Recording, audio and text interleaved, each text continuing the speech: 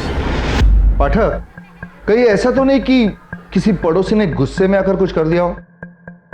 मगर सर पड़ोसी रात को घर से कैसे अगवा कर सकते हैं? और फिर सर बच्चे तो दोनों गायब। यही तो कड़ी मिसिंग है।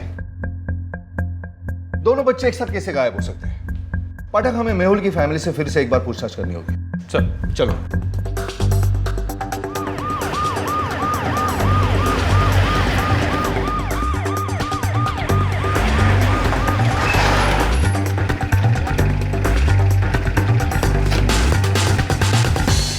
थोड़ा बहुत गुस्सा जरूर करता है, शरारती भी है।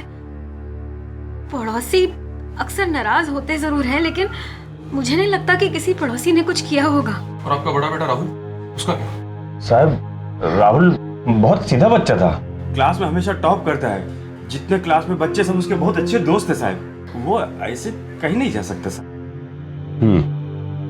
हम लोग कोशिश कर रहे हैं, जैसे कुछ पता चलता है इन्फॉर्म कर देंगे आपको। आप भी आपके रिश्तेदारों के कांटेक्ट में रहिएगा। ओके, चलो।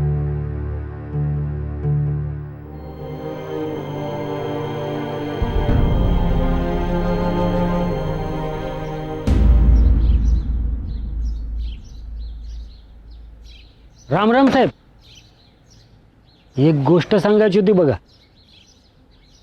मतलब मेरा नाम नहीं आना मांगता है, लेकिन ये घर में बहुत परेशानी है साहब. मतलब वो बच्चा है ना मेहुल, पढ़ाई लिखाई में एकदम कमज़ोर था साहब. मतलब जो बाप जो स्कूल में पढ़ाता है ना वही स्कूल में पढ़ता था, लेकिन पढ़ाई लिखाई में बिल्कुल ध्यान नहीं लगता था साहब. एकदम उल्टा सीधा हरकत करने का साहब. हमारे मोहल्ले का कोई भी बच्चा उसके साथ खेलने को राज़ी नहीं होने का साहब. और मेरे को क्या लगता है मालूम है कि वो शायद वही कंटल के भाग गया होगा साहब. माँ बाप हमेशा उसके पीछे पढ़ाई करके पीछे लगे रहते थे, लेकिन वो पढ़ता नहीं था साहब. क्या है, आई डॉक्टर बाप टीचर, और वैसे में बच्चा पढ़ाई लिखाई में कमज़ोर होएगा तो माँ बाप को टेंशन आएगा ना, वही टेंशन उसके ऊपर निकलता था और बाद में वो ऐसा उल्टा सीधा हरकत करने का साहब. अच्छा, आप जा सकते हैं. साहब मेरा नाम नहीं आना मांगता है. नहीं है सर. एक बात समझ में नहीं आती, ये दोनों बच्चे एक साथ कैसे भाग सकते हैं? और सर गए भी तो गए कहाँ?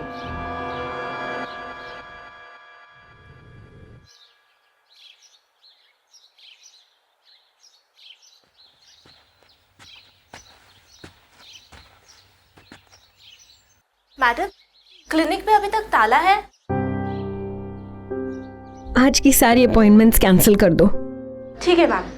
मैम, अपॉइंटमेंट्स क्लिनिक की डायरी में नोट है. आप मुझे चाबियां दे दीजिए, मैं सबको बता देती हूँ. सामने वाली दराज में रखी है, ले लो. ठीक है मैम.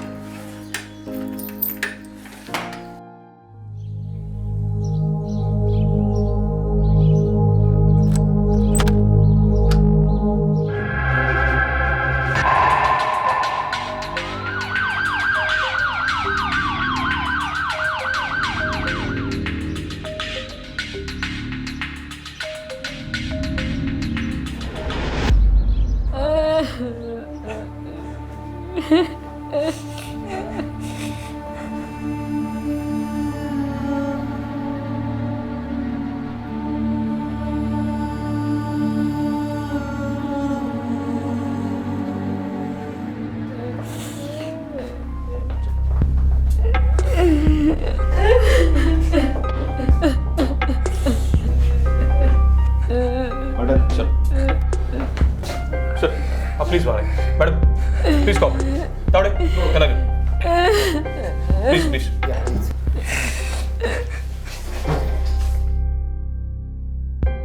क्या सोच रहे सर?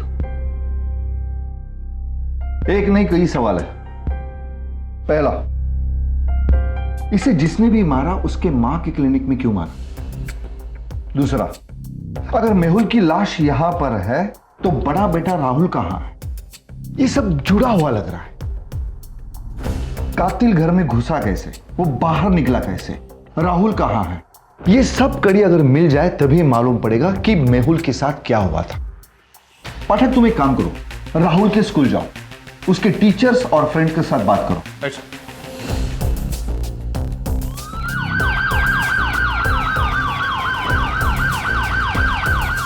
राहुल अपने भाई मेहुल की वजह से बहुत परेशान था। उसे उसकी वजह से हर बार शर्मिंदा होना पड़ता था। ये सब क्या है? फिल्म स्टार की फोटो चिपका दिया बुक में। राहुल तुम एक इंटेलिजेंट विद्यार्थी हो, मुझे तुमसे ये उम्मीद नहीं थी। अगली बार ऐसी गलती नहीं होना चाहिए, समझे? शर्मिंदा होना पड़ता था मतलब बेटा? मतलब मेहुल उसे रोज तंग किया करता था, हर दिन नई शरारत। तूने मेरे होमवर्क के पेजेस क्यों फाड़े? क्यों फाड़े? हाँ? राहुल छोड़ो इसे। नहीं माँ, राहुल मैंने कहा छोड़ो इसे। इसकी वजह से आज मेरी बहुत इंसल्ट हुई है। इसने मेरे साइंस के प्रोजेक्ट खराब कर दिया, मैथ्स की कॉपी के पेजेस फाड़ दिए। आखिर तेरी प्रॉब्लम क्या है? हाँ, तेरी प्रॉब्लम क्या है मुझसे? राहुल ना खुद पढ़ता है ना मुझे पढ़ने देता है। देखो भाई, या तो मैं एक दिन भाग जाऊंगा या कुछ कर बैठूंगा। तो मेहुल की वजह से राहुल कभी एंजॉय नहीं कर पाता था, ना ही किसी फ्रेंड की बर्थडे पार्टी पर और ना ही कहीं और। पागल है? हाँ? पागल समझाए मुझे? तुझे 2 घंटे से बैठ के पढ़ा रहा हूँ और तू लेके खींच रहा है।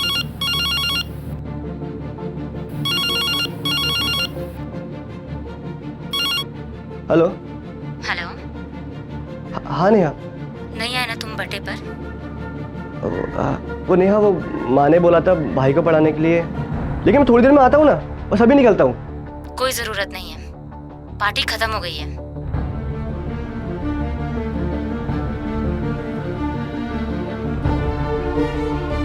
सिबलिंग राइवलरी यानी कि एक ही माता पिता की 2 संतानों के बीच में दुश्मनी अक्सर देखी जा सकती है। राहुल के पेरेंट्स चाहते थे कि उनका छोटा बेटा मेहुल भी राहुल की तरह इंटेलिजेंट बने और उसे समझदार बनाने की जिम्मेदारी डाली गई राहुल पर।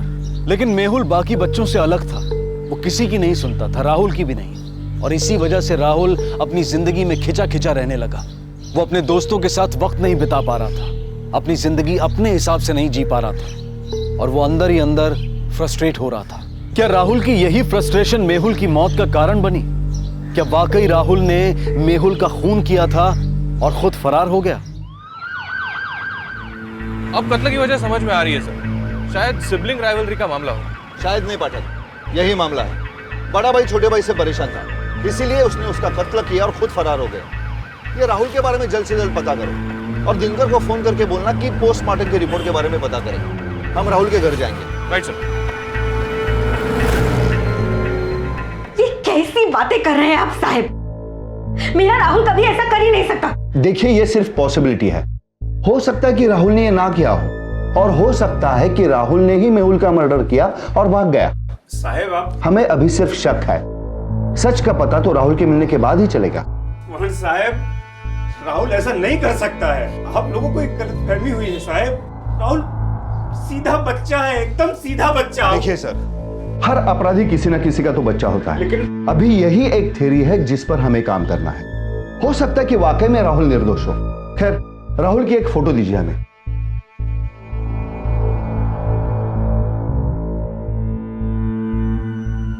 पाठक, ये फोटो सब जगह पे भेज दो, bus stop, railway station, police चौकिया, और मुखबिरों को खबर कर दो कि ध्यान रखे। सर।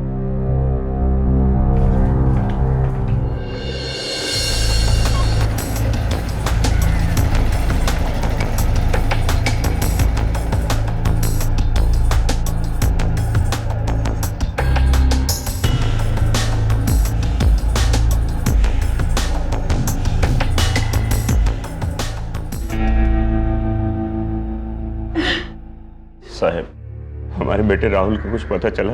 अभी तक कुछ पता नहीं चला है।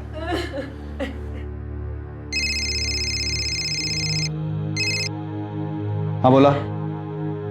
कहाँ? हम लोग अभी आते हैं। लगता है इस केस ने एक अलग ही मोड़ ले लिया है।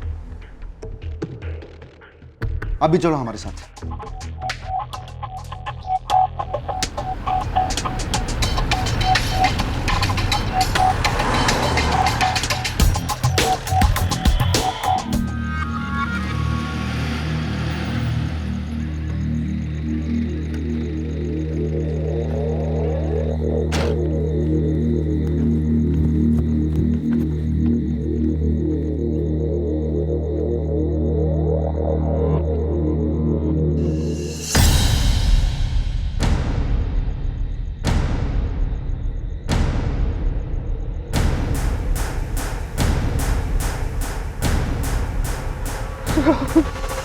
पाठक,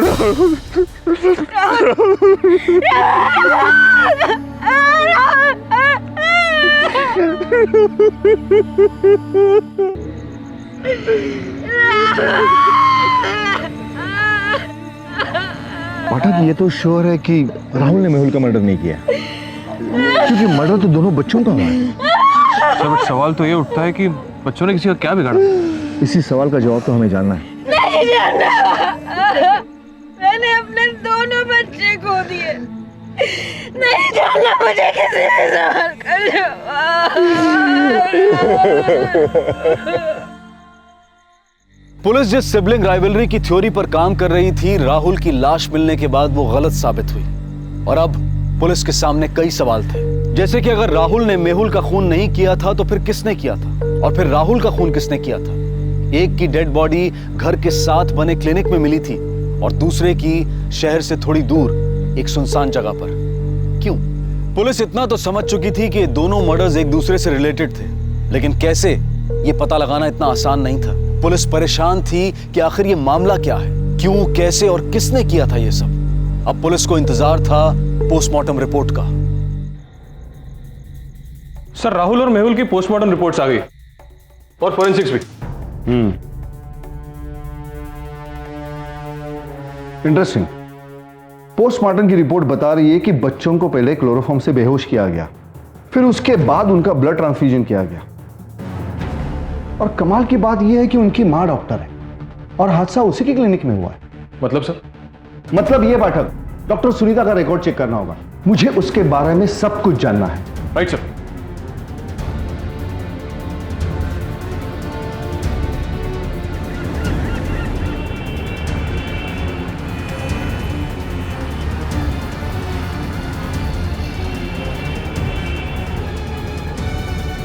मुझे इस बारे में कोई बात नहीं करनी है।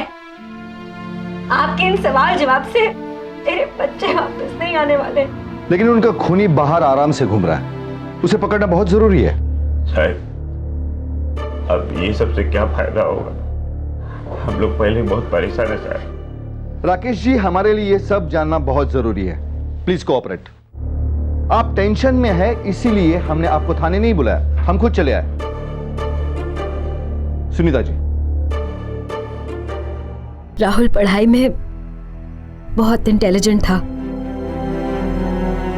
मेहुल उसकी बराबरी में इतना समझदार नहीं था, लेकिन हम तो बस यही चाहते थे कि हमारे दोनों बच्चे क्लास में फर्स्ट आए।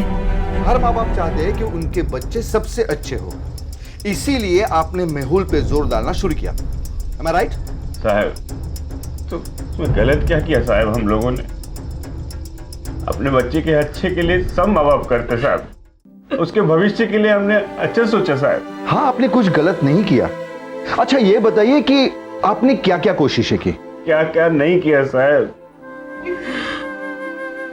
उसको वो मेंटल एक्सरसाइज कराया, वो घर का नुस्खा। मेहुल जड़ी बूटियों का रस निकाला है, गपचूप बस आणि पी जा। आई मला नाही पाहिजे, किती वेळा सांगू तुला? कहा ना पी जा। नाही। मेहुल बेटा रुको, दूध पी लो। आई मला नाही पाहिजे। मेहुल बेटा बादाम वाला दूध है, पी लो। नको, इससे दिमाग तेज होगा, पी लो जल्दी।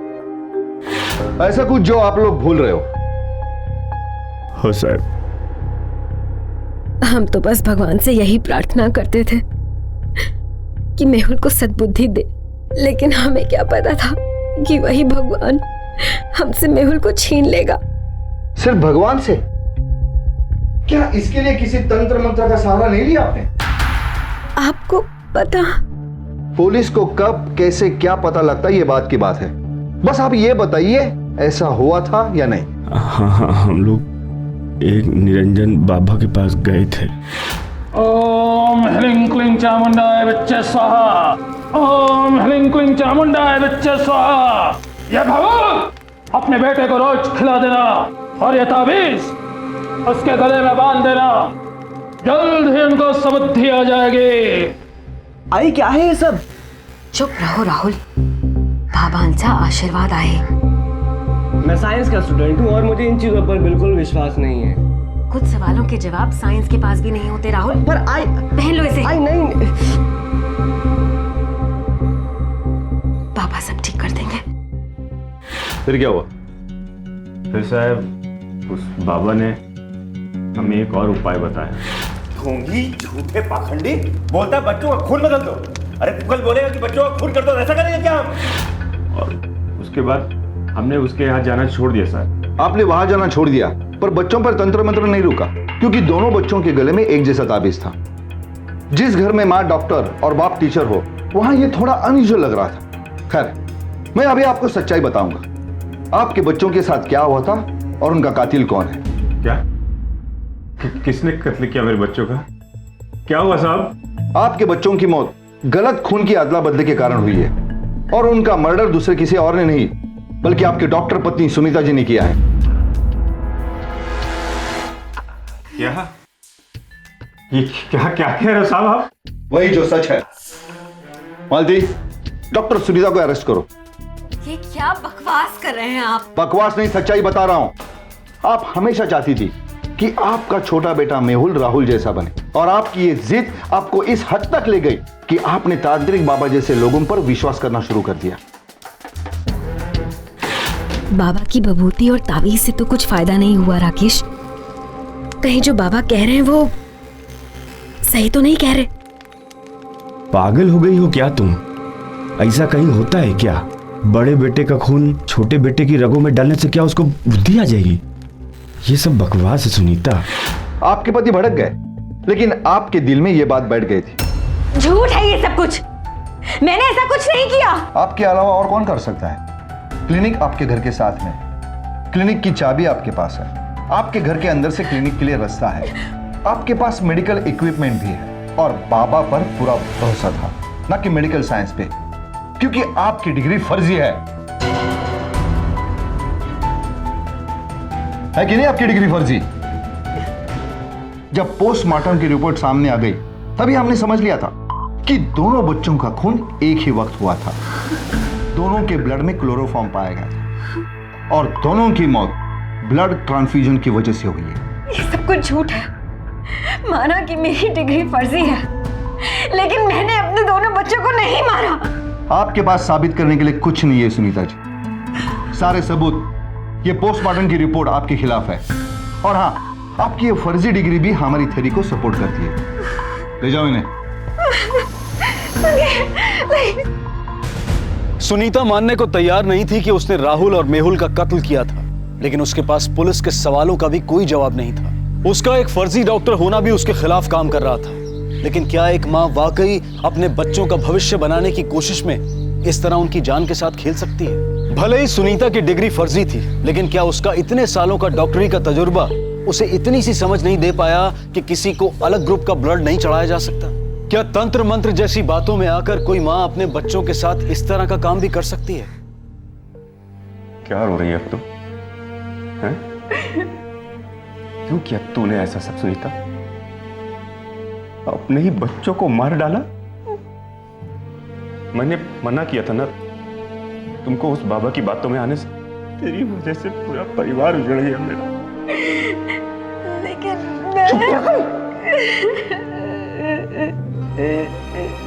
फर्जी डॉक्टर है ना, इसलिए फर्जी बाबा पे भी यकीन आ गया तुझे। तेरी शक्ल नहीं देखना चाहता।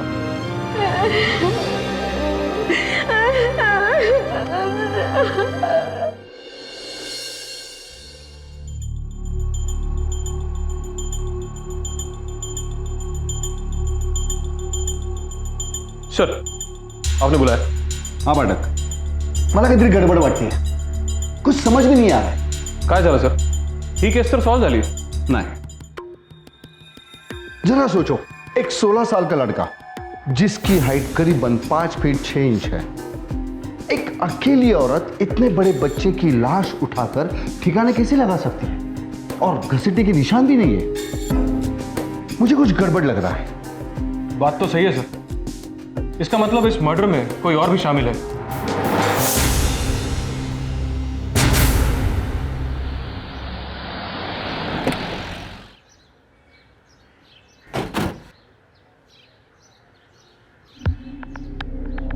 सर यहाँ तो ताला है।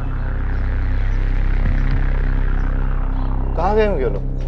सर पड़ोसियों से पूछ के देखते हैं। इधर। राम राम साहब। ये घर पे कौन कौन आता? ये लोग ज़्यादा मेलजोल वाले लोग नहीं थे साहब। खाली दूध वाला और भाजी वाला, वो भी दरवाजे तक। दोनों नवरा भाई को लोगों से मिलना जुलना ज़्यादा पसंद नहीं करते थे। हमारी मोहल्ले की औरतें सुनीता भाभी से बातचीत कर लेती थी, राकेश भाव से बात करना थोड़ा मुश्किल था साहब। क्यों? साहब आदमी ने पूरा का पूरा घड़ी था साहब। मतलब सुबह 5 बजे उनके घर की लाइट ऑन हो जाती थी, रात को 10 बजे सो जाते थे। राकेश भाव जब नौकरी के लिए निकलते थे ना, तो हम लोग अपनी घड़ी मिला लेते थे। करेक्ट 8 मतलब करेक्ट 8, 1 सेकंड ऊपर नहीं 1 सेकंड नीचे नहीं। लोगों से ज़्यादा बात करना पसंद नहीं करता था। एकदा क्या हुआ, मैंने पीछे से गलती से टोक दिया था। राम राम राकेश भाऊ, सकाळी सकाळी कुठे? शाळेला वाटतंय। ए क्या भाऊ, कितनी बार बोला तेरे को कि किधर जाने का, तो पीछे से नहीं टोकने का बाबा। अभी फिर घर जाके पानी पी के आना पड़ेगा ना। ये क्या है यार। अच्छा, शगुन अपशगुन को मानते थे? मानता था, एकदम मानता था। अरे खाली नाम का टीचर है, काम से ऐसा एकदम अंधश्रद्धालु है साहब। हर गुरुवार को अपने दरवाजे और गाड़ी में नींबू मिर्ची बांधता था साहब। अब कहाँ मिलेगा? किती वाजले सर? 12। या वक्ताला शाळेत असेल, 2:30 बजे करेक्ट घर पे आ जाएगा। चलो स्कूल में जाके बात करें। अच्छा।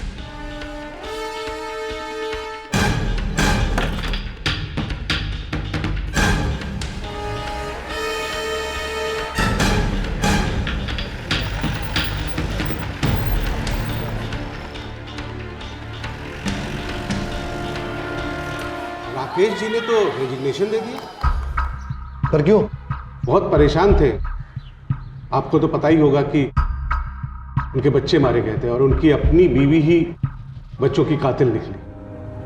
पूरा परिवार उजड़ गया। अब वो शायद इस शहर में रहना नहीं चाहते थे, शायद इसीलिए।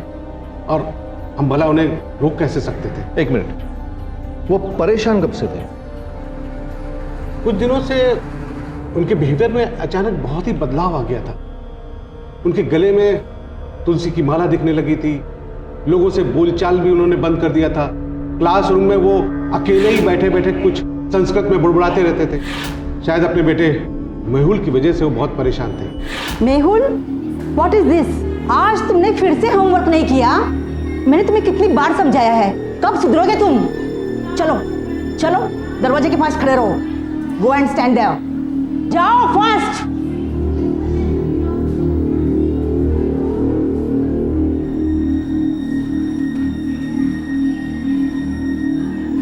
Turn your face to the door.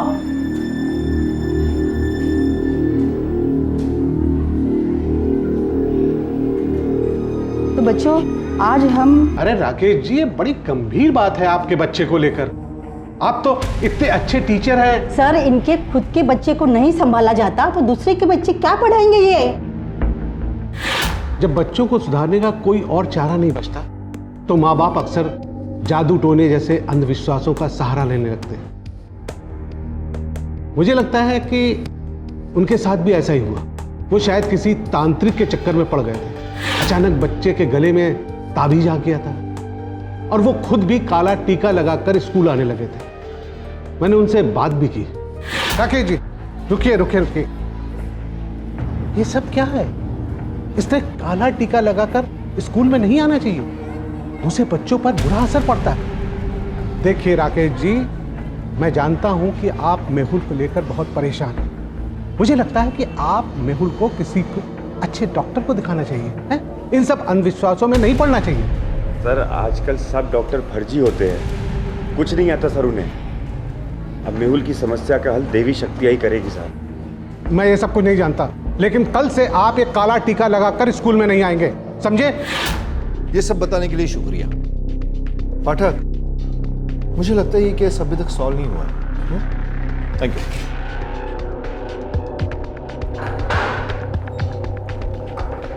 Sunita ji, एक बात बताइए, निरंजन बाबा के बारे में आपको किसने बताया? मतलब आपको ये कैसे पता चला कि इस तरह का कोई तांत्रिक बाबा है?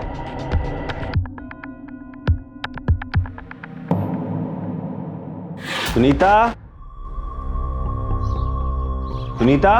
हाँ, मैं यहाँ हूँ। ओह, ये देखो, ये बाहर सड़क पे कुछ लोग तांत्रिक बाबा का पर्चा बांट रहे थे। इसमें लिखा है कि वो टोने टोटके से किसी भी तरह की बच्चों की परेशानी ठीक कर सकता है। आज के जमाने में ऐसा होता है क्या? टोने टोटके से बच्चों की परेशानी ठीक होती तो हमारा मेहुल नहीं क्लास में हमेशा फर्स्ट आ जाता?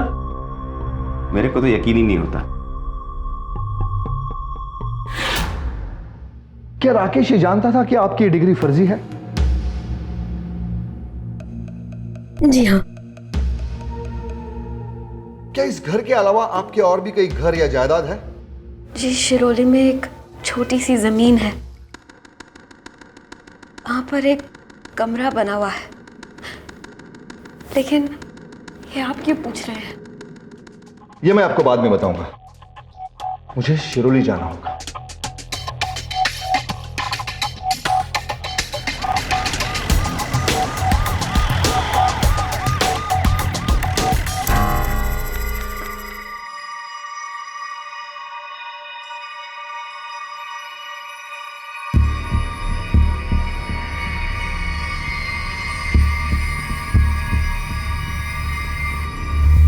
साहब, आप लोग यहाँ चलो, हम तुम्हें तुम्हारी सही जगह ले जाने आए।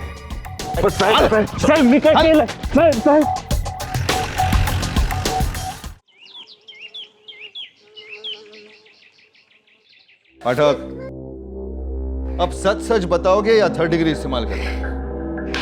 क्यों मारा बच्चों को और कैसे? साहब मला माहिती नहीं साहब, हमको कुछ समझ नहीं आया साहब क्या करने का है। साहब मैं सब कुछ करके देख चुका था, लेकिन न कोई दवा काम आई, न कोई ताबीज, न कोई माला। लेकिन मेरे को मालूम था साहब, सुनीता मेरा इस काम में साथ नहीं देगी। मैं क्या करता साहब? सर, मैंने सब तैयारी करी और अपने बच्चों को उठाया। रात के 1 बजे से दोनों को उठाया। ले आ रहे हो पापा? बेटा, आज तेरी और मेहुल की सारी परेशानियों का हल निकल जाएगा। आजा।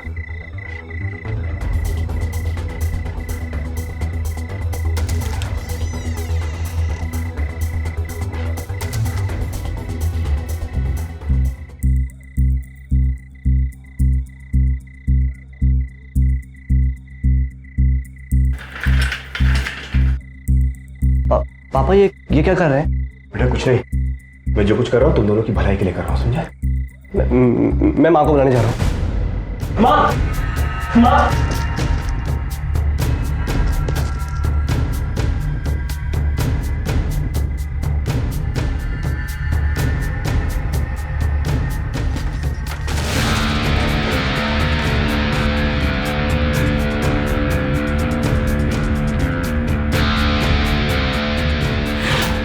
मेरे को लगा वो तांत्रिक बाबा बराबर बोल रहा है।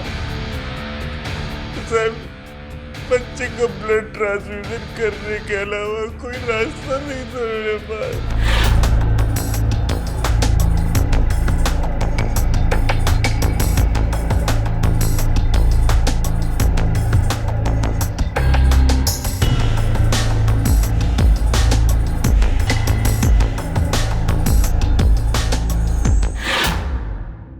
मैं जैसा सोचा था वैसा नहीं हुआ कुछ भी। दोनों बच्चे उठे ही नहीं साहब, आँख बंद हो गई थी उनकी। मेहुल, मेहुल, मेहुल, मेहुल, मेहुल, मेहुल, मेहुल।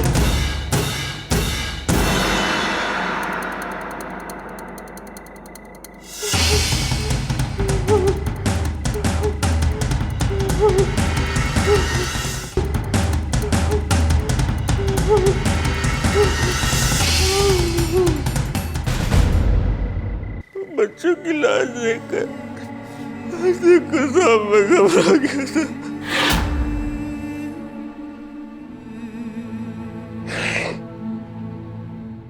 सर, उसके बाद मेरे को लगा कि मैं फंस जाऊंगा, तो मैंने सोचा कि मैं राहुल को गायब कर देता हूं, क्योंकि सारी कॉलोनी जानती थी साहब कि मेरा बेटा राहुल मेहुल से बहुत परेशान रहता था साहब। उसके बाद साहब मैंने राहुल को उठा के गाड़ी में डाला,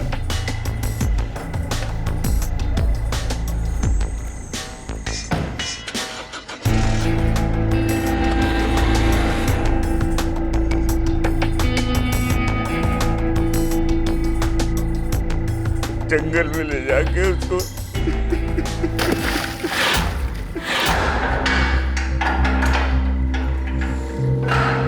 अपनी बेवकूफी छुपाने के लिए अच्छी चाल चली आपने, लेकिन आप ये भूल गए कि पुलिस नाम की भी कोई चीज होती है। आपको लगा कि आप आसानी से बच जाओगे, लेकिन ये खेल इतना आसान नहीं है। आपका खेल खत्म है मिस्टर राकेश। अब जिंदगी भर इस जेल में सड़ते रहो।